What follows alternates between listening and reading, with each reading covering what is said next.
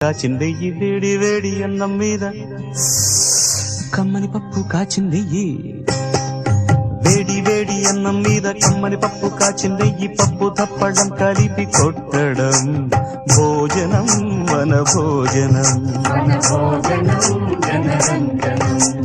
తల్లి తోడు పిల్ల మేక తల్లి తోడు పిల్ల మేక ఆలు మగలు అత్త కోడలు బాసు బంటూ ఒకటేనంటూ కలవడం భోజనం వన భోజనం